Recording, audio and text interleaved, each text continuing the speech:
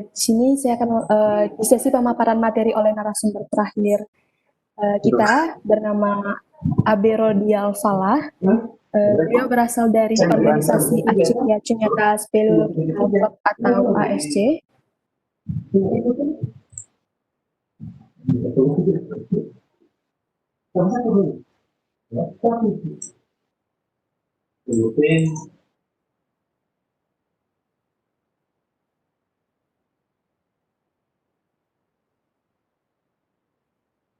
Kak, masih ke-mute.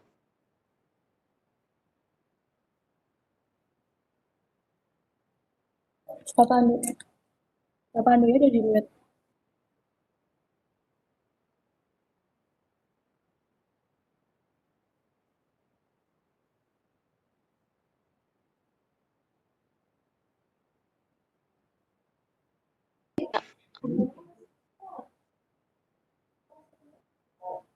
Udah aku buka loh.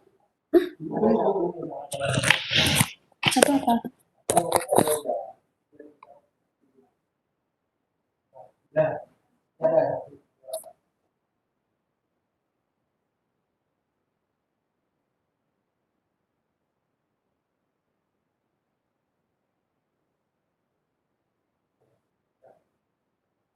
Suara saya masuk?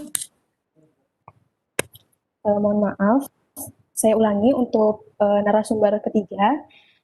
Narasumber ketiga bernama Abe Rodial Falah. Beliau berasal dari organisasi Acintya Cunyata Speleological Club atau ASC. Beliau lahir pada tanggal 21 Mei tahun 1980 di Bojonegoro. Pendidikan terakhir beliau, Sarjana Teknik Geologi, Institut Teknologi Nasional Yogyakarta. Pekerjaan beliau saat ini adalah periset film dokumenter atau produser atau video jurnalis. Selamat siang, Kak Abe. Halo, selamat siang. Ya, jadi Kak Abe ini udah punya banyak pengalaman di bidang speleologi, khususnya ekspedisi, survei, dan penelitian kars. Salah satunya adalah melakukan pemetaan di gua terdalam di Indonesia, yaitu Gua Hatusaka yang terletak di Pulau Seram. Apa kabar, Kak? Mbak Bisa Ayu, dengar suara saya? suara saya kedengaran nggak? Iya, sudah terdengar. Ya, mungkin bisa langsung untuk memaparkan materi kepada tim, tolong di... Baik.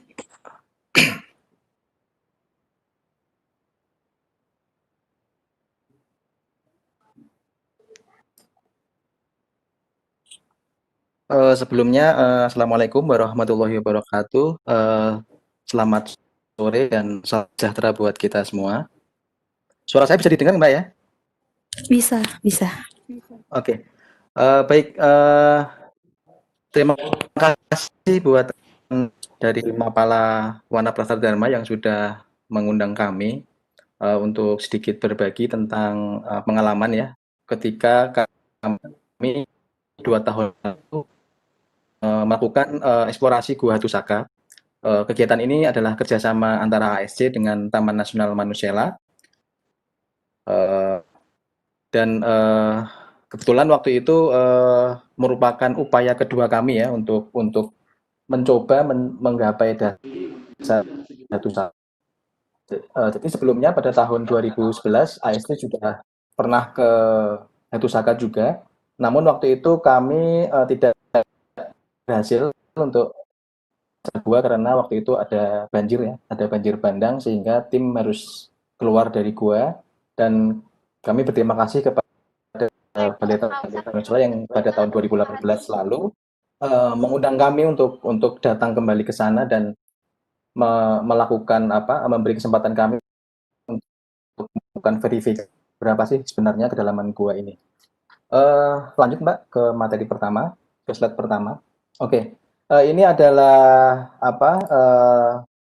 topografi ya, bentukan topografi di kawasan Taman Nasional Manusela, di mana hampir seluruh sebagian besar kondisinya tadi sudah dipaparkan oleh ada dataran tinggi ya, pegunungan, ada dataran, terus kemudian ada juga daerah pantai. Nah, wilayah kegiatan kami kebetulan ada di atas gunung, di atas perbukitan. di paling ujung sebelah barat ya dari kawasan Taman Nasional. Lanjut, slide berikutnya. Nah, ini adalah peta geologi yang saya ambil dari Pusat Penelitian Geologi pada tahun 1993 ya. Ini karyanya Pak Cokro Saputro dan kawan-kawan. Ini adalah kondisi geologi di kawasan Taman Nasional. Ini merupakan salah satu langkah pertama kami sebelum melakukan kegiatan. Biasanya kami melakukan analisa geologi dulu. Kalau teman-teman lihat di sana ada warna biru. Warna biru itu menunjukkan batu gamping. Ya, jadi bisa dilihat sebagian besar kawasan Taman Nasional Nasional itu ternyata berupa batu gamping ya. Batu gamping. Ini tadi yang disebut oleh Pak Wikum itu skala waktu geologi ya. Batu gamping ini terbentuk pada kurang lebih pada umur 237 sampai 161 juta tahun yang lalu. Jadi sudah sangat tua. Kemudian di Taman Nasional Manusela tidak hanya ada batu gamping dari formasi Manusela, tetapi juga ada beberapa batu gamping lain dari formasi Sawai dan formasi Lisa Bata. Nah, yang Sawai dan Lisa Bata ini lebih muda umurnya dibandingkan batu gamping formasi Manusela. Nah, Gua Hatusaka itu berada dan berkembang di formasi Manusela. Nanti teman-teman akan lihat batu gampingnya seperti apa. Yang jelas ini selain memiliki potensi gua banyak ya, beberapa pendataan yang dilakukan oleh beberapa organisasi seperti yang ASY lakukan, terus Mapala UI, kemudian ada dari teman-teman Undip, juga ada dari teman belum selesai mengcover seluruh wilayah batu gamping yang ada di formasi Manusela. Jadi merupakan kesempatan yang masih cukup panjang buat teman-teman, terbuka lebar untuk melakukan eksplorasi atau pencarian gua-gua baru di batu gamping formasi Manusela. Lanjut.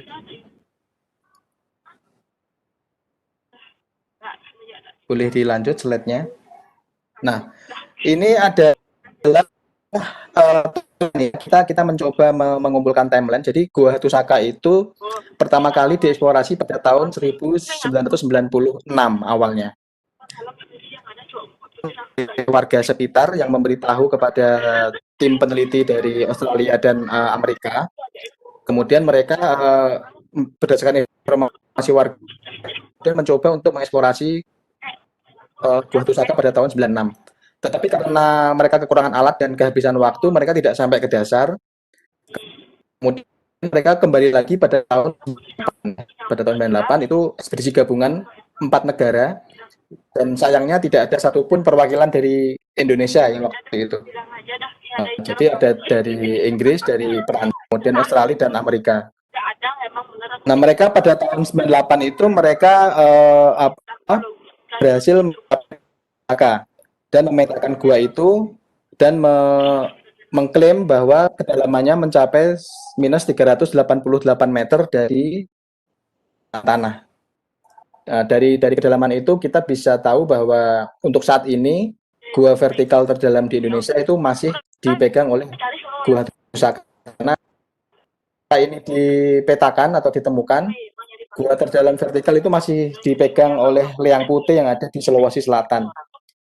Nah, ini mudah-mudahan ke depan akan ada ditemukan gua-gua yang lebih dalam lagi dari Hatusaka ya, mudah-mudahan. Karena potensi gamping di Indonesia sangat besar sekali.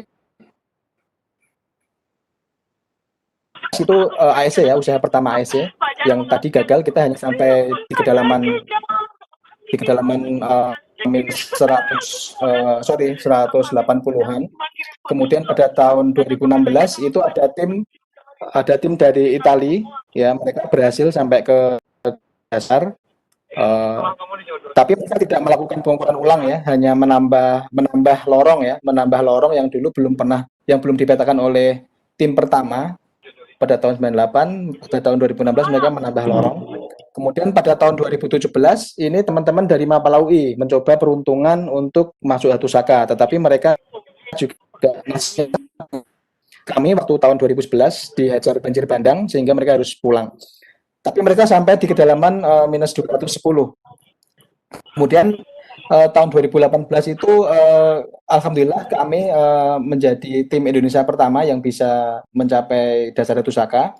Kita menggunakan jalur yang sama dengan yang digunakan oleh tim tahun 1998. Namun di situ kami melakukan pemetaan ulang karena kita tidak tahu ya tahu metode dan bagaimana mereka mengukur gua Hatusaka sebelumnya. Sehingga untuk itu kami mendapat tugas nasional untuk melakukan verifikasi kedalaman Hatusaka. Lanjut, Mbak.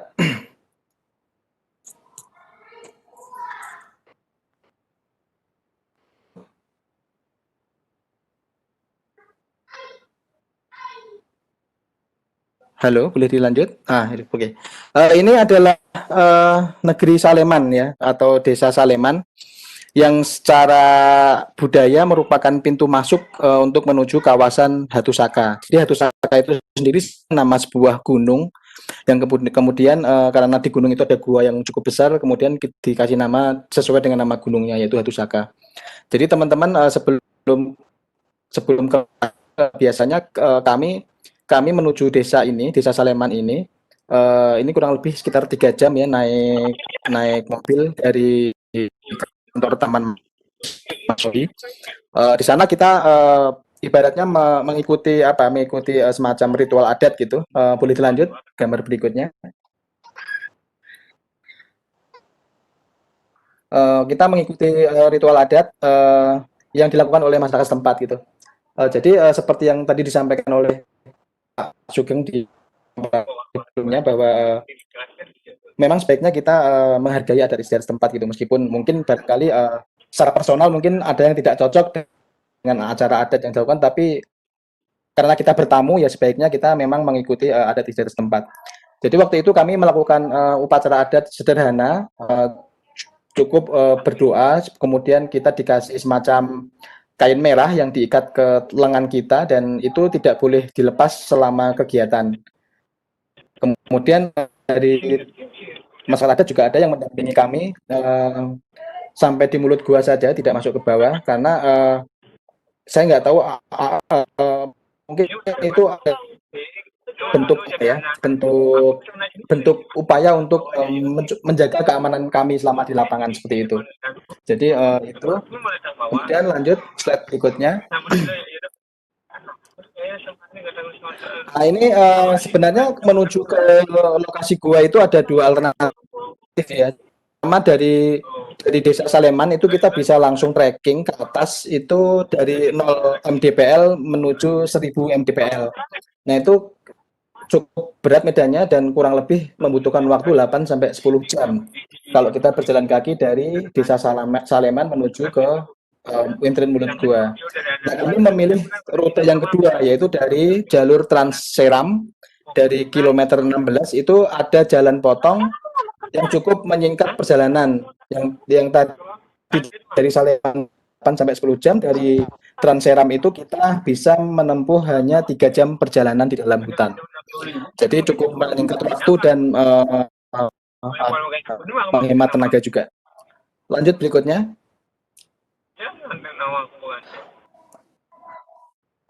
Ini adalah trekking ya, rute-rute yang kami lewati dari Transeram. Jadi kita mengikuti petunjuk atau mengikuti pemandu dari masyarakat setempat dan juga teman-teman dari Balai Taman Nasional.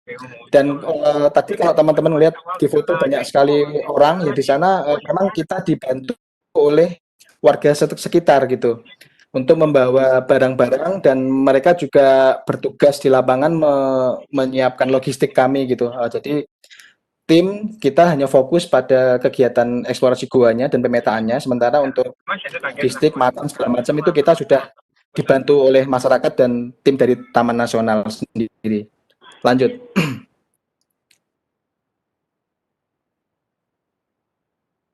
Boleh dilanjut? Nah, ini entrance ya, entrance Goa Hatusaka itu dia ada di uh, lereng bukit ya, di lereng bukit Hatusaka dengan ketinggian sekitar 980 meter dari muka air laut. Jadi cukup dingin sebenarnya kalau malam. Jadi di entrance itu lokasinya sangat curam ya, lokasinya sangat curam sehingga untuk mendekat ke lubang guanya kita membutuhkan tali-tali pengaman. Jadi kita sudah menggunakan pengaman jauh dari entrance-nya, itu kurang lebih sekitar 30 meteran jarak jarak dari entrance dari lereng pertama ke entrance yang vertikal. Nah, kalau teman-teman lihat yang ikat merah itu adalah masyarakat dari Desa Saleman yang menemani kami selama ekspedisi. Lanjut, Mbak.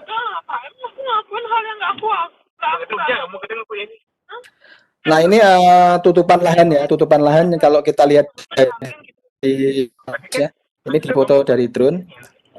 Kita juga melakukan pendataan vegetasi di sekitar base camp dan di sekitar mulut gua gitu. Dan ternyata keanekaragaman hayati floranya cukup cukup banyak sekali ya. Itu kita dibantu identifikasi oleh teman-teman dari Taman Nasional. Ada bule hutan, ada kayu merah, ada kayu. Kemudian kalau untuk floranya juga cukup beragam, tetapi karena di kawasan Taman Nasional boleh berburu ya. Jadi apa? Jadi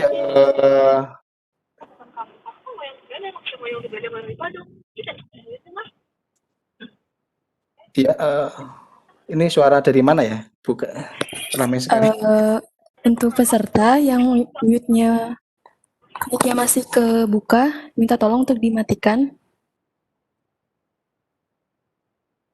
Tolong di mute. Oke, saya. Mohon maaf, Pak. Oke, saya lanjut ya.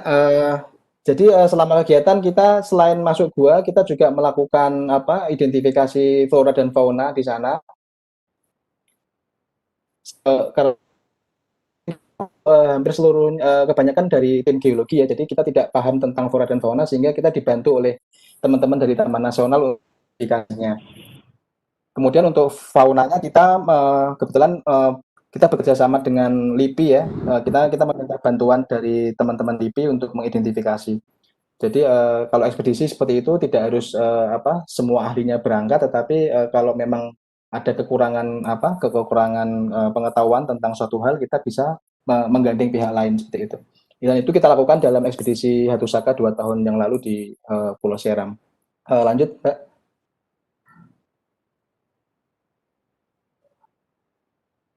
Lanjut. Nah, ini adalah entrance ya, entrance-nya selalu berkabut seperti itu.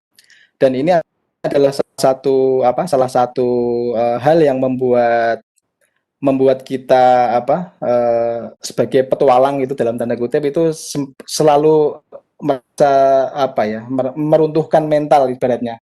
Jadi kita nggak tahu kedalamannya berapa gitu, terus di dalam ada apa saja, terus kemudian ini cukup mengintimidasi kondisi entrance-nya, dan ini juga cukup menyulitkan ketika kami melakukan pemetaan karena otomatis dari atas ke bawah secara visual kita tidak bisa melihat atau terputus gitu, sehingga dibutuhkan komunikasi yang cukup baik antara tim permukaan dan tim di bawah permukaan. Waktu itu kami menggunakan perangkat ya, beberapa jenis karena kalau kita menggunakan satu jenis kita nggak tahu kondisinya di sana apakah itu bisa tembus atau tidak seperti itu, dan faktanya memang beberapa kali kami harus ganti-gantian gitu, kadang HT bisa tembus, kadang walkie talkie yang bisa tembus, jadi itu selalu kita switch, tidak selalu pakai HT tapi kadang-kadang WT juga lebih efektif seperti itu. Jadi itu kemudian kalau kita perhatikan di tumbuh-tumbuhan di sekitar mulut gua itu cukup beragam juga, ada beberapa tanaman perduaan, terus yang unik nanti ketika kami sampai di dasar itu ternyata juga kita masih menjumpai beberapa jenis tumbuhan yang hidup di dasar gua gitu. Itu uniknya. Di kedalaman 377 meter itu kita menemukan beberapa jenis yang mungkin dia terbawa dari atas ya ketika musim hujan. Seperti itu. Lanjut. Nah, ini adalah kami mencoba membandingkan hasil pemetaan tim yang pertama pada tahun 98 dengan gua peta gua yang kami bikin pada waktu itu. Sebenarnya tidak terlalu jauh berbeda ya. Bahkan akurasi tim pertama itu sangat bagus karena ketika kami bandingkan dengan foto yang di permukaan itu topografinya nyaris nyaris sama gitu. Jadi memang sangat pertama ketika membuat peta. Kemudian di situ ada perbedaan kedalaman ya. Kalau tim pertama tadi menghasilkan minus 388 meter, kalau tim menghasilkan minus 377, jadi selisih 11 meter. Ini hal yang wajar karena kita nggak tahu ya, kita nggak tahu bagaimana metode dan mereka mengukur dari jalur yang mana kita tidak tahu, kita tidak mendapatkan informasi itu, sehingga perbedaan itu mungkin saja terjadi dan bahkan ketika nanti misalkan melakukan pemetaan lagi mungkin akan berbeda juga dengan hasil pemetaan kita. Itu hal yang enggak yang sangat normal di bidang di bidang pemetaan ya, sehingga tidak perlu diperdebatkan. Tapi yang jelas dengan kedalaman seperti itu minus 337 untuk saat ini masih menduduki gua terdalam di Indonesia ya untuk Batu Saka ini. Lanjut Mbak. Nah ini kami mencoba membreakdown beberapa perlengkapan yang kami gunakan ketika pemetaan. Jadi kita menggunakan peralatan yang standar ya, standar untuk pemetaan gua, menggunakan kompas dan lino dengan ketelitian 0,5 derajat, setengah derajat ya, untuk memenuhi grade 5C. Kemudian kita menggunakan laser disto dan kita juga untuk medan vertikalnya kita menggunakan tali nilon. Jadi tali nilon itu kenapa kita pilih nilon? Karena dia merupakan kemulurannya tidak terlalu besar gitu. Jadi ketika tali itu kita gantung, dia mengalami kemuluran biasanya. Apalagi kalau kondisinya basah ya. Jadi ini tidak langsung serta-merta kita mendapatkan hasil. Kalau kita ukur kedalamannya kita dapat minimal misalnya 200 meter seperti itu tidak serta-merta kita tulis hasilnya 200 meter seperti itu. Tapi setelah kita ke Jogja, kita melakukan simulasi di lokasi yang sama, kurang lebih sama ya, kelembabannya, jaraknya. Terus kita coba membuat simulasi persis ketika tali itu kita gantung di gua, sehingga kita mengetahui berapa sih kemulurannya. Kita dari situ kita bisa mengetahui hasil pastinya ya, hasil selisih antara tali itu ketika mulur dan tidak mulur. Nah itu kita lakukan di Jogja. Kemudian untuk pengukuran di chamber bawah itu karena luas sekali ya, di chamber bawah itu panjangnya sekitar 90 meter, lebarnya sekitar 60 meter, kemudian tinggi atapnya kurang lebih sekitar 170-an ya. Itu saat ini juga masih menjadi chamber atau ruangan besar terdalam yang ada di Indonesia seperti itu. Nah ini kalau di atas kemudian di lorong vertikalnya kita masih bisa bekerja sama dengan teman yang ideal gitu minimal 4 orang. Tapi ketika di bawah kita hanya kebetulan waktu itu dari 8 orang cuma 2 orang yang ke bawah karena kita berpacu dengan cuaca ya, dengan cuaca karena beberapa hari sebelum kami sampai bawah itu sempat hujan beberapa kali dan kami khawatir akan terjadi banjir lagi, sehingga ketika hari ke-9 itu hari ke-6 ketika ada cuaca cerah kita coba mengejar ke dasar, dan untuk pertimbangan efisiensi waktu kita hanya turun 2 orang, ada leader ya Mas Roni waktu itu, kemudian saya orang kedua yang masuk ke dasar. Nah ini di dasar ini Mas Roni dia mapping sendirian karena saya masih dalam proses perjalanan turun gitu. Jadi selisih antara orang satu dengan orang lain itu bisa 2 jam lebih ya. Bisa bisa 2 jam di lintasan tali untuk turun di pitch ketiga, di ultimate pitch-nya itu. Nah, itu salah satu kendala pemetaannya. Kemudian laser disto yang kita pun juga ternyata tidak mampu mengcover semua ruangan karena dia juga punya keterbatasan jarak ya. Apalagi di sana juga ada kabut ya sehingga tidak maksimal. Itu yang membuat cukup ekstrim untuk mapping di medan sedalam ini. Lanjut. Nah, ini beberapa peralatan yang kami lakukan. Kita mencoba melakukan topo rigging ya. Di sana teman-teman bisa dilihat di petanya menggunakan beberapa jenis pengaman untuk menambat tali di dinding gua. Kita menggunakan pengaman-pengaman natural ya, atau natural anchor. Kita juga menggunakan artificial anchor. Artificialnya kita menggunakan bor ya. Jadi kita menggunakan bor. Itu bisa teman-teman lihat di situ kita menggunakan bor. Juga kita menanam beberapa lubang bor ya, beberapa mata bor di dinding gua gitu. Itu kurang lebih sekitar 26 lubang bor kita pasang. Kenapa kita menggunakan bor? Karena tipikal batuan atau batu gamping yang membentuk batu saka ini ya, batu gamping kristalin ya. Dia banyak yang sudah mengkristal karena usia yang sangat tua, dia sudah mengalami proses menuju metamorfosa gitu. Akan sangat sulit sekali kita menemukan cacat batuan. Jadi batuannya masif, terus mikokristalin seperti itu, sehingga salah satu alternatif yang paling mudah dan paling cepat, efisien itu menggunakan bor tadi.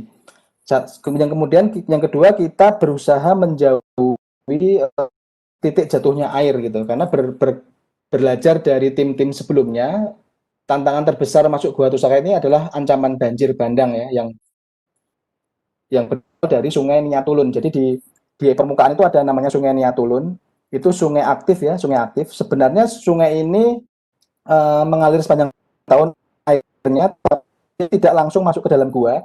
Airnya kalau kondisi normal itu dia kurang lebih sekitar 1 kilo dari mulut gua itu menghilang ke dalam batuan.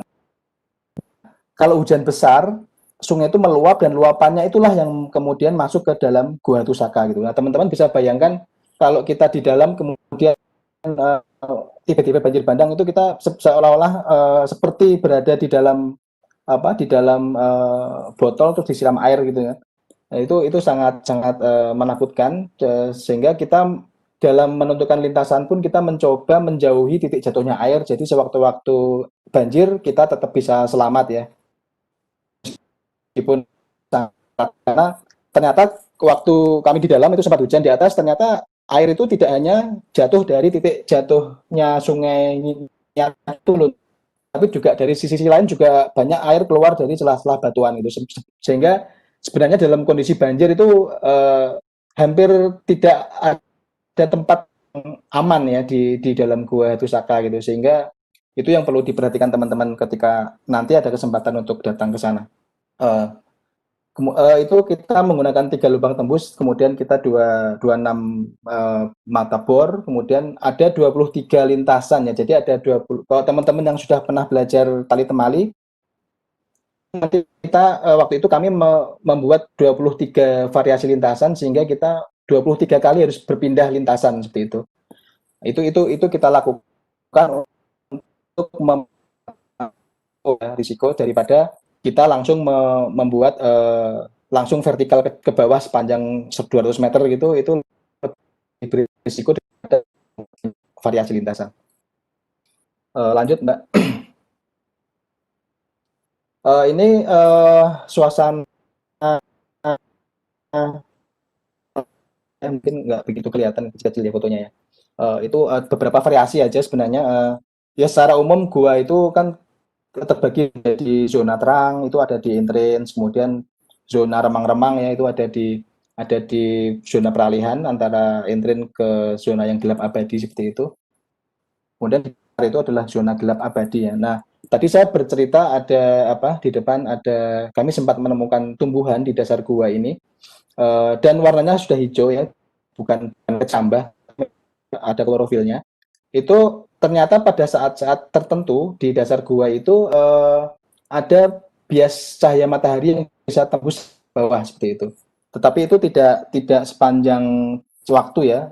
Dalam satu hari itu mungkin ada sekitar 10 atau 15 menit lah matahari itu bisa tembus sampai ke bawah gitu cahayanya. Nah itu mungkin yang kemudian memampukan tumbuhan itu untuk tumbuh di dasar gua Hattusaka.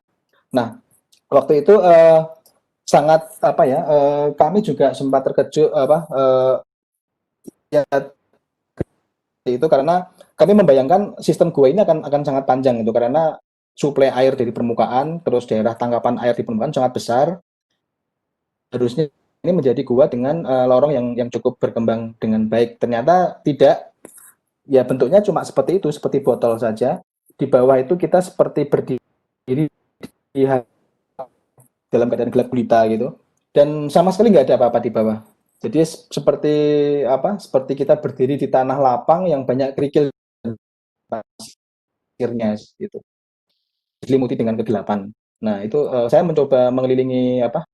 Chamber ini uh, sendirian ya karena waktu itu begitu saya turun selang 5 menit kemudian orang pertama langsung naik seperti itu karena kita mengejar waktu jadi saya sendirian hampir sekitar 2 sampai 3 jam di bawah ya karena untuk naik itu pun tidak langsung sampai atas tapi baru sampai ke tengah-tengah ya ke lubang mata-mata ini itu tempat kita menginap di lubang mata berapa itu di kedalaman 150 meter ya itu tempat kita bermalam karena di hari terakhir itu kita mencoba mengejar ke atas ternyata ketika kita sampai di lubang mata-mata itu di atas sedang hujan gitu sehingga dari tim yang di permukaan kita diperintahkan untuk apa untuk bertahan di dalam menunggu pagi berikutnya baru kita naik gitu. Nah ini selisih waktu dengan orang pertama itu 2 sampai 3 jam. Uh,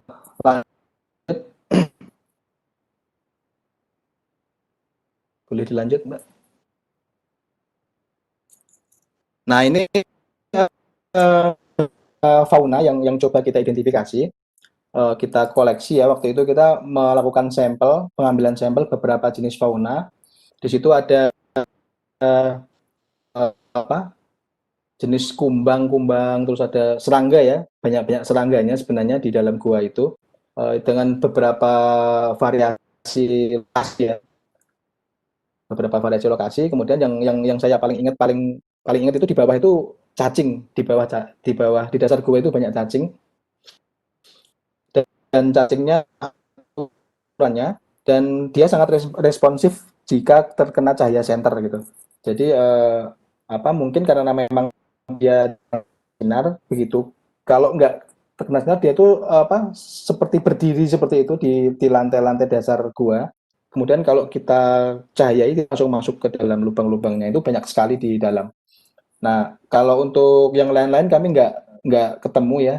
Ini hampir seluruhnya adalah dari jenis serangga ya, dari jenis serangga. Uh, ini untuk identifikasinya kita dibantu oleh teman-teman dari LIPI ya, dari Mas Cahyo Ramadi, itu dari Museum Zoologi LIPI. Lanjut Mbak.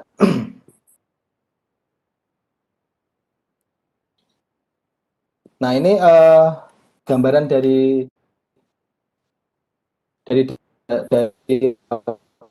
mata-mata tadi, dari lorong mata-mata ini dari waktu itu kebetulan saya bertugas untuk bagian dokumentasi baik foto maupun video, tetapi ternyata dari pengalaman ekspedisi itu sangat sangat apa ya sangat sekali kalau kita bekerja sendirian seperti itu karena kita hanya ber-8, 4 orang itu mapping, 2 orang membuat lintasan, kemudian saya harus bekerja sendiri untuk mendokumentasikan baik foto maupun video gitu.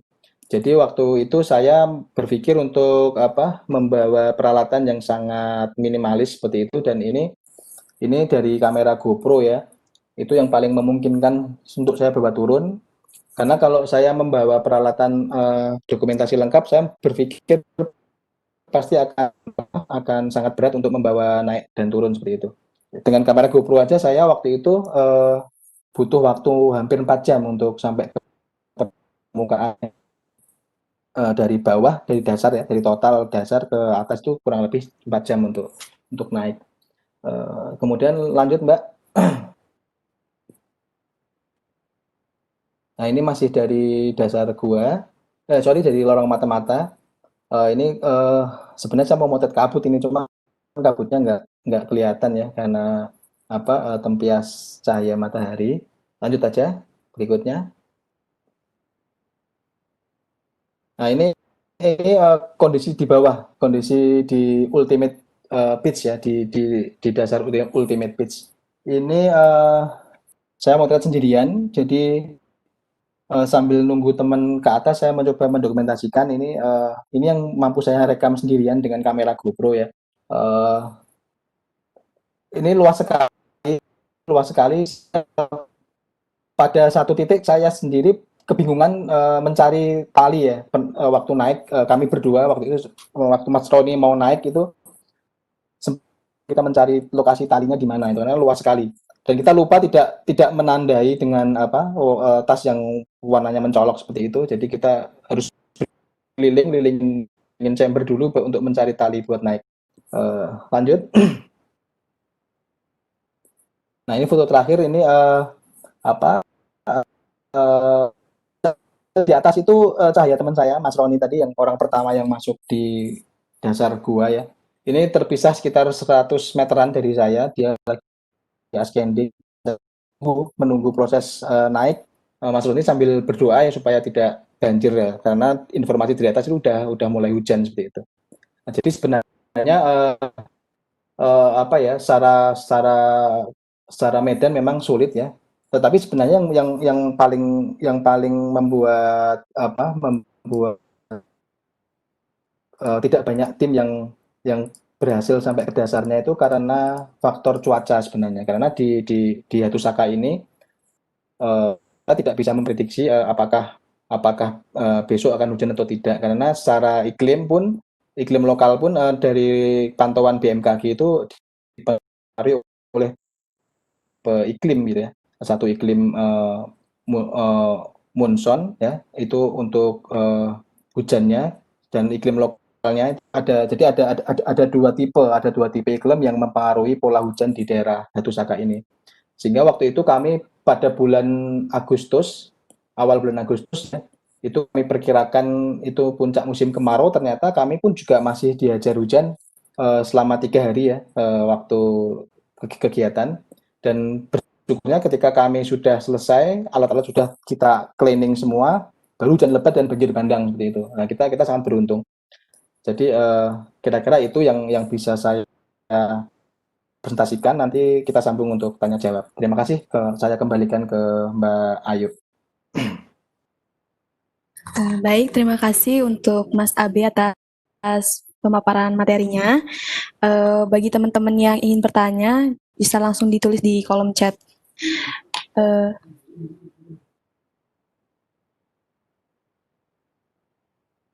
uh, Kak, untuk uh, mulai videonya bisa ditayangkan sekarang? Silahkan ya. Halo? Oke. Oke, ditunggu ya. Akan dinyalakan.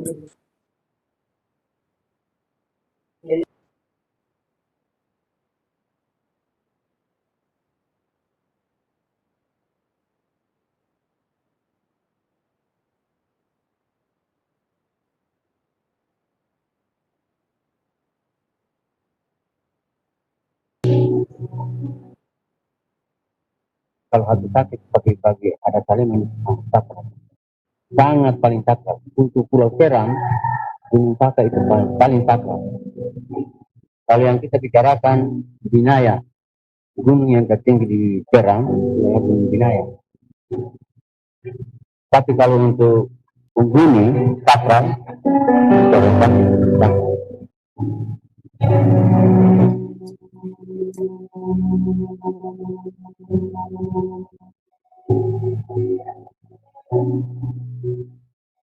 Setiap pengunjung yang datang lihat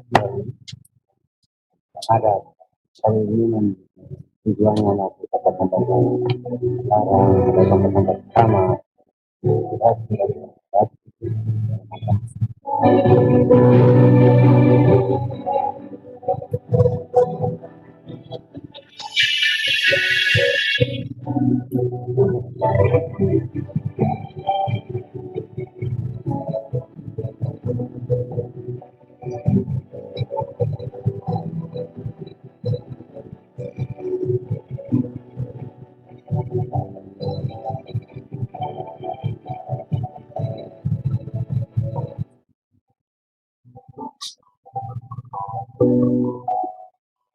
kalau kita orang adat bicaranya habitat itu yang luas terlalu luas itu masyarakat Pulau Serang itu semua posisi Pulau Serang dari Serang Utara selatan timur barat semua tahu persis di Gunung Saka. Makanya semboyan-semboyan orang bagian Serang Selatan semua ulu pada posisinya semua teriak ke Gunung Saka maupun orang dari sini semua teriak ke Gunung Saka tetapi itu menguasai semua keseluruhan daerah dari timur barat Gunung Saka.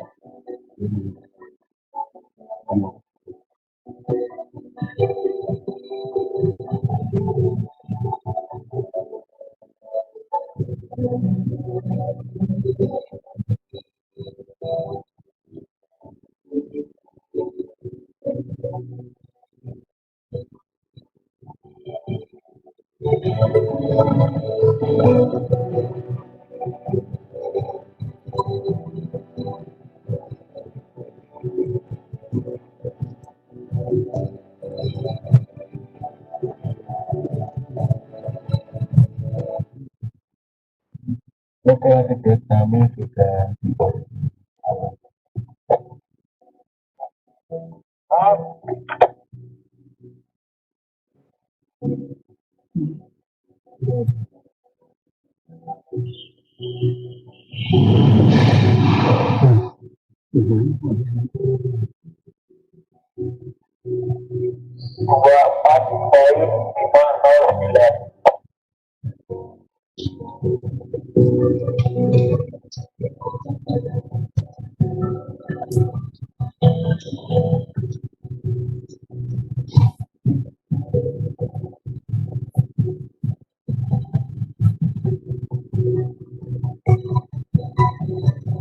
hujan di sini posisi kali dingin di dekat kabut itu sebab muara gua Gunung Saka itu air yang masuk tetap dia menyuap ke kali dingin dan kali dingin itu dia tetap menyuap ke pantai dan kali itu tidak pernah mau bilang itu kemarau apapun dia tidak pernah itu kita jalan ya itu kehidupan sehari-hari minum cuci bukan apa ya kami kalau di sini area yang di pantai kilometer dari pantai atau kilometer dari pantai hanya tetap dingin terus mungkin pengaruhnya dari gunung. Kami informasikan ulang kami menarik teman-teman di Ending ke atas dan teman-teman yang ada di dalam untuk berkunjung di tempat yang berbeda. Namun kami tidak dapat informasi dari tujuan dengan baik suara karena ada gangguan di alat komunikasi kami gitu.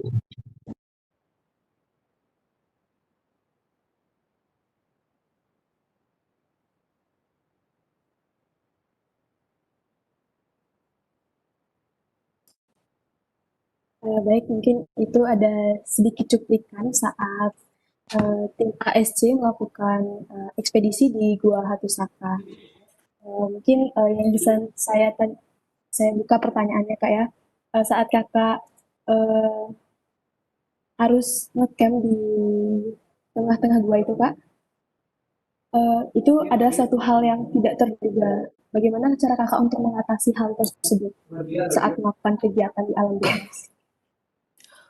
Baik, jadi memang benar ya waktu itu kita tidak ada rencana untuk mengingat waktu itu kita modelnya menganut apa ya istilahnya sistem alpin ya kalau pemanjatannya.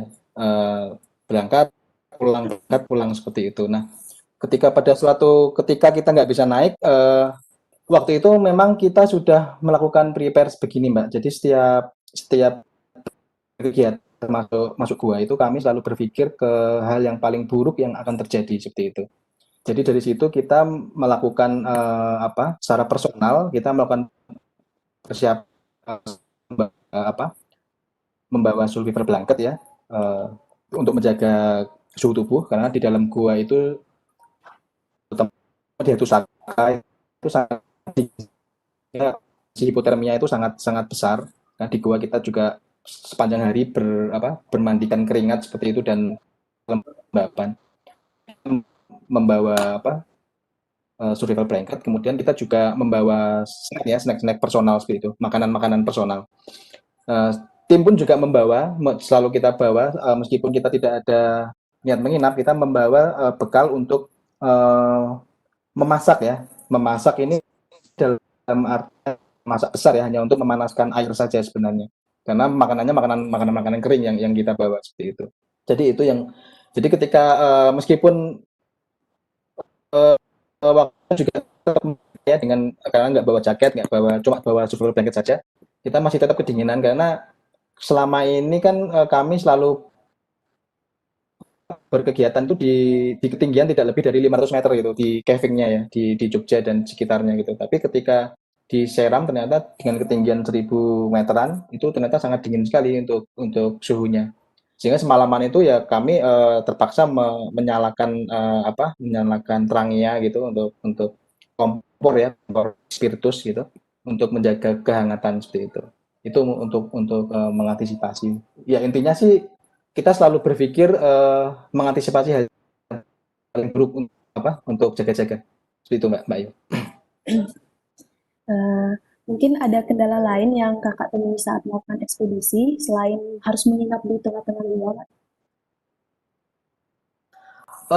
Ya, jadi ini sebenarnya bukan hal yang apa ya, tapi ini sangat menentukan dalam ekspedisi itu.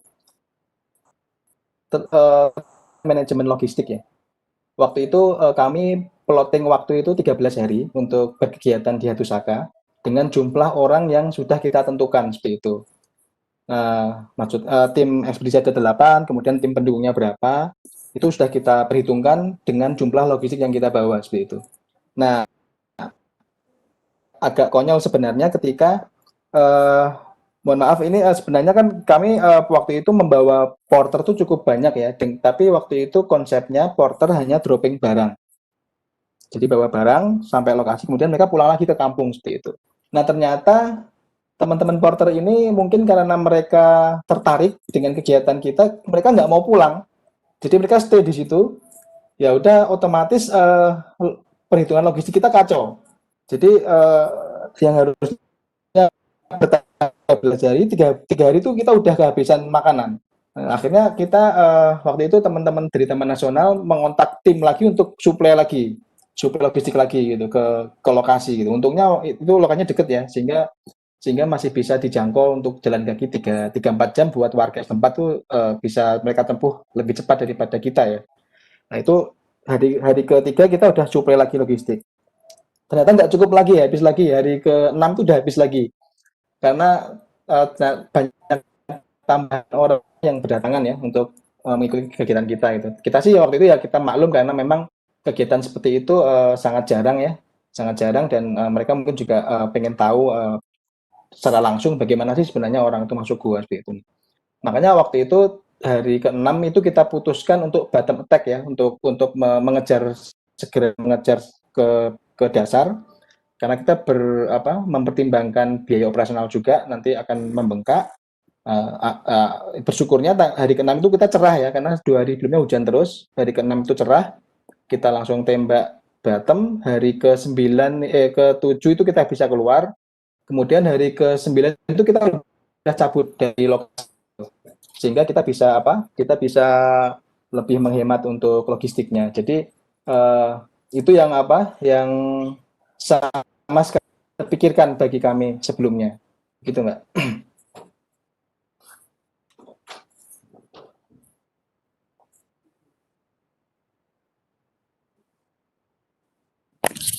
Macet ya? Ya, halo,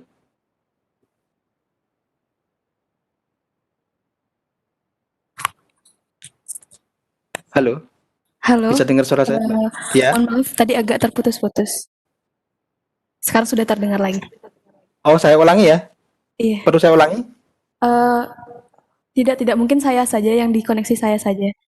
Oh oke, baik, Iya. baik. Nah, Sudah ada lagi yang mau ditambahkan Kak? itu sih kalau untuk yang manajemen logistik tadi ya.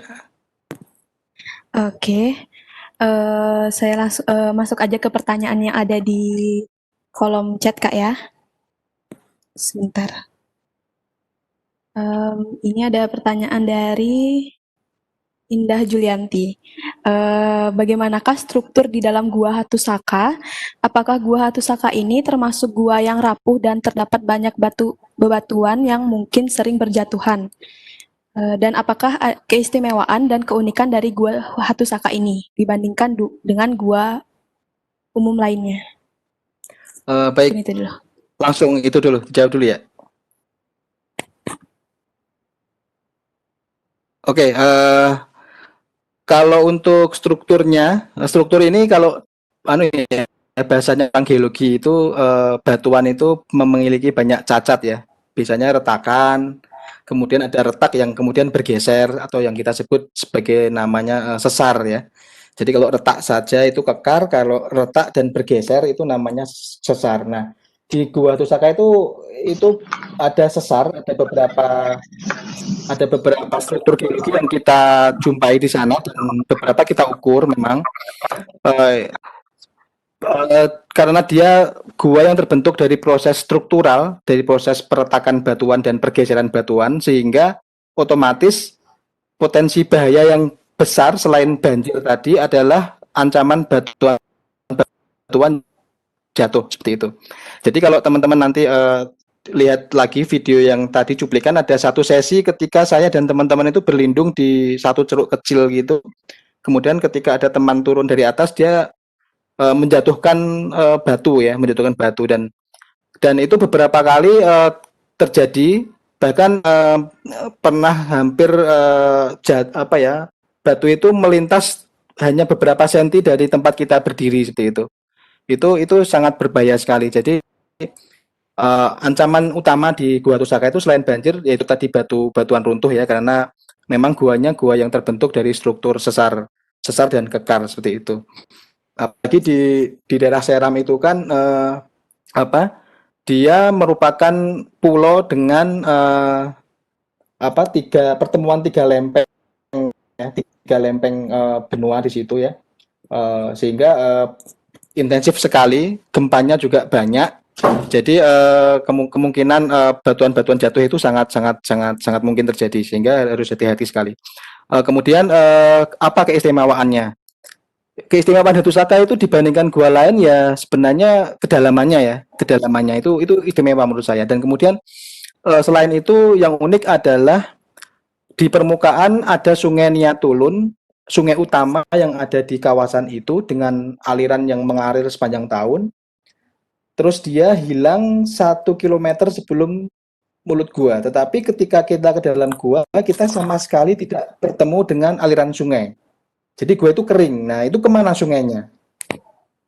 Itu juga menarik sekali buat kami ya, terutama teman-teman yang belajar ilmu kebumian. Itu sangat menarik. Itu memang diperlukan lagi banyak banyak ekspedisi untuk mencari atau mengungkap pola-pola sistem hidrologi yang ada di daerah sana seperti itu. Itu yang bisa saya jawab, Mbak. Oke. Saya masuk ke pertanyaan selanjutnya ya Kak. Ini ada pertanyaan dari Elsa Laura. Apakah di dalam chamber gua tidak ada lagi lorong-lorong atau ornamen-ornamen gua seperti gua pada umumnya? Dan Oke, itu aja. mungkin hampir sama ini dari Adinda Sanita. Apakah ada titik gua lain di sekitar Gua Hatusaka? Oke, baik. Kalau itu tadi ya, uniknya kalau kita bermain di batu gamping yang usianya sangat tua, ya tadi usianya itu 200 jutaan gitu kan. Itu batu gamping itu sudah mulai mengalami proses metamorfosa atau peralihan menuju batuan metamorf seperti itu. Itu apa konsekuensinya? Konsekuensinya batu gamping itu akan mengalami pemampatan ya, pemampatan atau pemadatan sehingga pori-pori batu gamping itu tidak akan seperti batu gamping ketika sebelum mengalami proses pemampatan atau diagenesa ya kalau kita sebut di bahasa geologi seperti itu. Nah, karena dia pori-porinya mampat dan kemudian batu gamping menjadi lebih solid, akhirnya ornamen itu tidak bisa terbentuk ya. Sehingga di Hatusaka itu kita hampir tidak menjumpai pembentukan ornamen karena memang batuannya sangat solid sekali sehingga hampir tidak memiliki pori-pori seperti itu. Nah, kemudian apakah tidak ada lorong lain di dalam dasar gua? Itu uniknya. Saya berkeliling di dasar gua itu hanya untuk mencari lorong-lorong sambungannya seperti itu. Ternyata juga nggak ketemu ya, nggak ketemu. Hanya air itu hanya menghilang meresap ke lantai dasar gua seperti itu aja. Jadi tidak ada lorong lain. Tapi kemudian kami mendapat informasi ya dari warga sekitar, dari tidak jauh dari Hatusaka itu ada satu lubang lagi yang cukup besar juga. Kita nggak tahu apa namanya, dan kita juga belum sempat ke lokasi karena waktu itu rencananya mau kita survei, tapi ternyata tim udah harus ditarik pulang seperti itu. Itu kemungkinan cukup menjadikan untuk dilakukan eksplorasi berikutnya ya. Karena dasar Hatusaka itu masih di kedalaman 400-an nah, taruhlah 400 ya. Sementara ketebalan batu gamping formasi manusia itu 700 meteran gitu. Artinya masih ada 700 meter 300 meteran lebih yang bisa berpotensi menjadi lorong-lorong gua gitu. Jadi itu menarik untuk dieksplorasi dan dicari. Nah, kemudian apakah banyak titik-titik gua lain di sekitar Hatusaka? Banyak. Itu makanya beberapa ekspedisi dilakukan oleh teman-teman Mapala di sana. Itu misalkan AEC ya, AEC tahun 2011 tahun itu melakukan pendataan gua.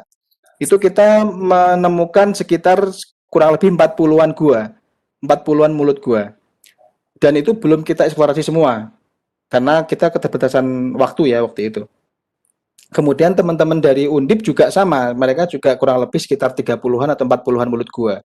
Kemudian teman-teman Impala Brawijaya juga sama. Dan itu saya yakin masih banyak sekali yang belum ditemukan, sehingga buat teman-teman Mapala sangat prospek ya untuk ekspedisi, untuk mencari mulut-mulut gua yang lain. Itu Mbak. Ayo. Baik, terima kasih. Lanjut ke pertanyaan selanjutnya. Ini ada dari Dinalis Napang dan Tata. Untuk alat-alat pengaman yang digunakan tim RSC pada waktu ekspedisi, apakah ditinggal di dalam gua sehingga dapat digunakan untuk penelusur selanjutnya atau dibawa kembali? Dan berapa jumlah kos yang dikeluarkan ASC kemarin untuk melakukan ekspor gua tersebut? Jadi ada beberapa titik bor yang kita yang jelas meninggal 26 titik bor ya di sana. Jadi kita menanam titik bor itu secara permanen, dan kemudian kalau nggak salah kemarin sebelum kita pulang itu kita tutup dengan lilin. Kita tutup dengan lilin sehingga dia tidak mudah berkarat atau korosi ya. Sehingga dengan harapan ke depan bisa digunakan oleh teman-teman untuk turun ke Gua Hatusaka jika memang ada kesempatan seperti itu. Jadi itu salah satu alasan kenapa kami memasang bor. Satu tadi untuk keamanan, untuk memudahkan proses descending ya ke dalam gua. Kemudian salah satunya adalah agar bisa digunakan oleh kelompok lain setelah kami gitu. Itu nanti jadi nanti itu bisa kalau misalkan teman-teman ingin ke sana, ingin mengikuti jalur yang kami gunakan, nanti bisa berkoordinasi dengan teman-teman ASC gitu. Nanti kita akan kasih tahu informasinya kira-kira titik bor itu di mana saja gitu. Tapi meskipun begitu tetap harus dicek lagi ya. karena sudah 2 tahun yang lalu kita pasang. Jadi kalau nanti teman-teman mau pakai harus dicek lagi seperti itu. Kemudian kalau soal kos, ini enaknya bekerja sama dengan Taman Nasional gitu. Jadi kami kemarin tidak mengeluarkan uang sama sekali, terus terang. Semuanya ditanggung oleh Taman Nasional karena kita kerjasama. Tapi yang jelas kami waktu itu pengeluaran kami yang paling banyak ada di alat ya. Ada di alat karena kami harus membeli mata bor itu, kemudian kita juga membeli tali, membeli webbing dari kita kalau nggak salah waktu itu membawa sekitar tali itu 1.000 meter ya. Tali itu 1.000 meter, itu kepake 700 meter. Jadi masih ada sekitar 300 meteran yang nggak kepake untuk standby rescue di atas. Itu. Jadi untuk cost-nya nanti teman-teman mungkin bisa tanya ke teman-teman Taman Nasional ya berapa yang dikeluarkan untuk ekspedisi itu gitu. Itu jadi teman-teman kalau untuk Taman Nasional ya, apalagi dari mahasiswa gitu, enak kalau kita kerjasama gitu. Jadi biayanya kita bisa tidak harus mengeluarkan biaya yang banyak untuk ke tempat-tempat yang sangat eksotis seperti itu. Itu Mbak. Mungkin ini ke pertanyaan terakhir Kak. Jadi ini dari Osi Kurniawan. Untuk anchoring dengan lebih dari 500 meter, sistem anchor yang apa yang rekomen Kak, dan simpul apa yang juga rekomen Kak? Gitu. Sebenarnya tidak ada ini ya, tidak ada tidak ada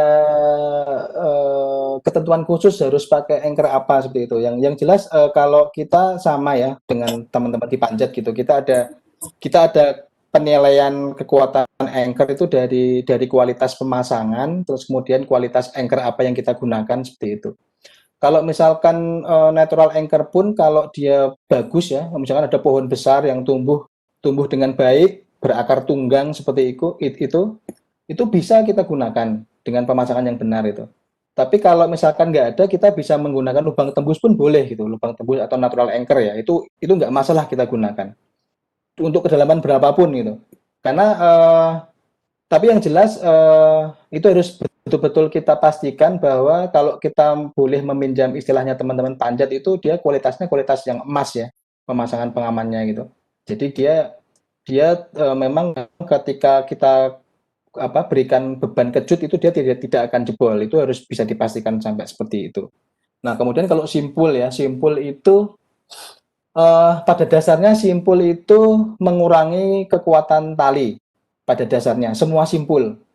Nah kalau teman-teman sempat membaca referensi nanti, kalau kami biasanya mengacunya ke buku vertikal ya, buku vertikalnya Alan Warid itu ada tabel pengurangan simpul.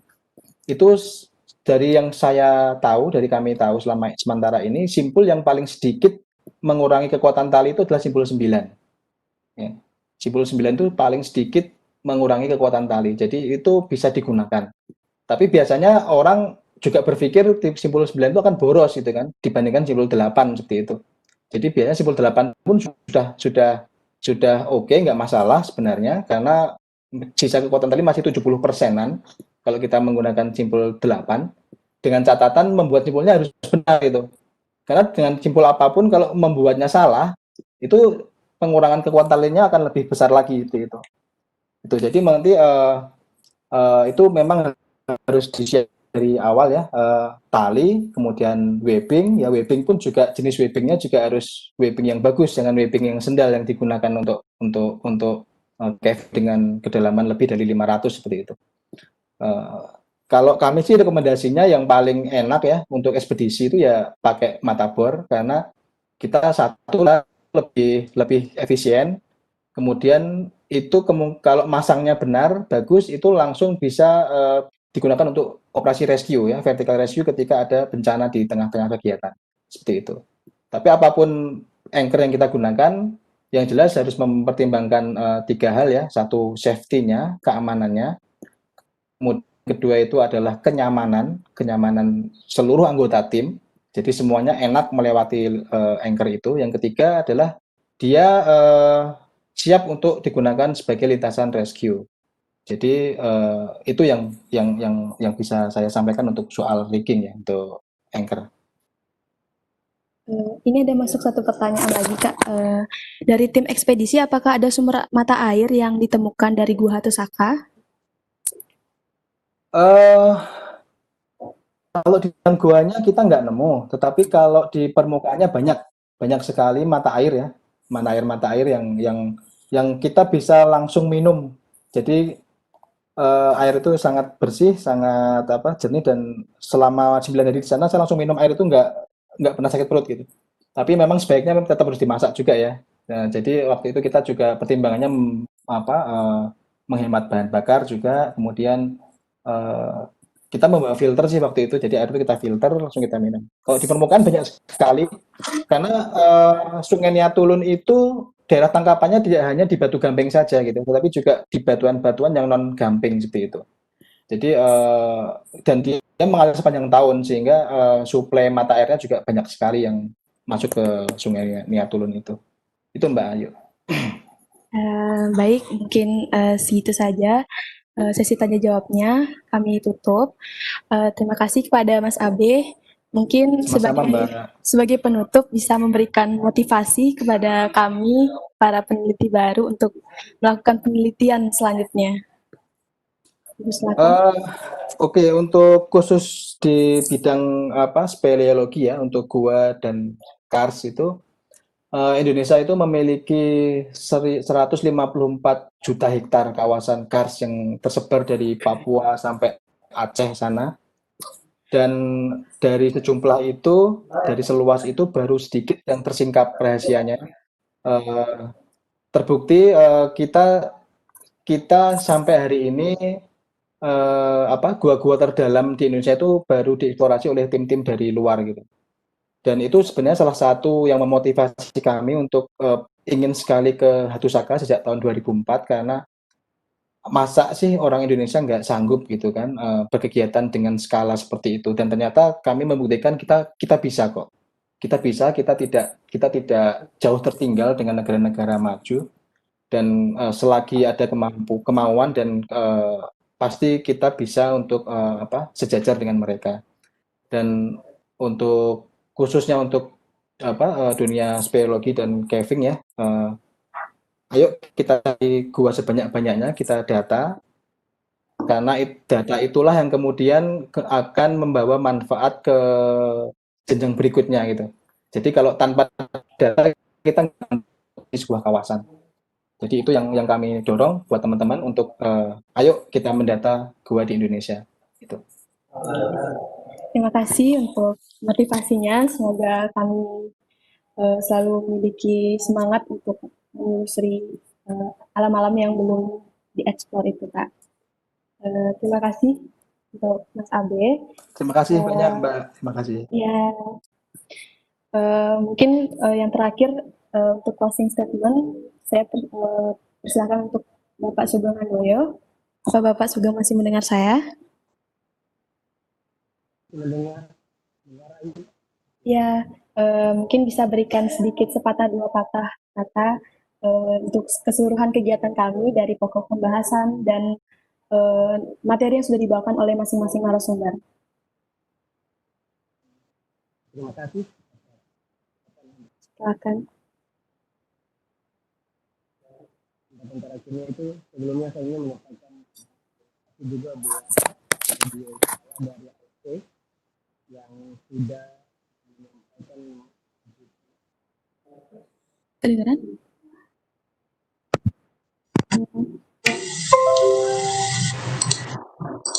Oke.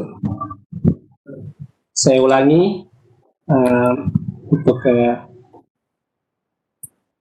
pertama-tama ingin saya sampaikan terima kasih juga buat Mas Rodiul Falah sudah menyampaikan secara detail salah satu objek daya tarik wisata minat khusus di Taman Nasional Indonesia, yaitu Gua Hatusaka. Kami dari awal ingin menyampaikan, tapi feeling kami kayaknya ada yang akan menyampaikan yang ahlinya. Dan kami bersyukur juga teman-teman ASC merupakan orang Indonesia pertama yang mendarat di dasar Gua Hatusaka. Semoga berikutnya ada lagi teman-teman atau rekan-rekan Toru Indonesia berikutnya yang sampai ke dasar Gua Tusaka. Kami ingin sampaikan dari Balai Taman Nasional menyampaikan banyak terima kasih dan apresiasi sebesar-besarnya kepada mahasiswa pencinta alam Wanaprastha Dharma Universitas Udayana atas inisiasi penyelenggaraan webinar Udayana Science Scientific Excursion 2020 dan teman-teman panitia yang dengan mengangkat tema spesifik tentang Taman Nasional Manusiala dalam bingkai alam dan budaya. Dan besar harapan kami kegiatan ini ditindaklanjuti dengan melakukan pendakian di salah satu Seven Summit Indonesia atau salah satu 7 puncak tertinggi Indonesia dan mengeksplorasi Taman Nasional Manusiala.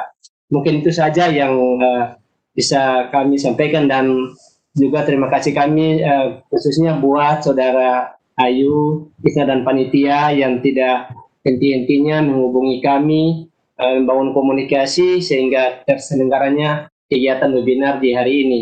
Terima kasih, salam hormat dari pimpinan dan kami dari Balai Taman Nasional Manusiala. Selamat sore.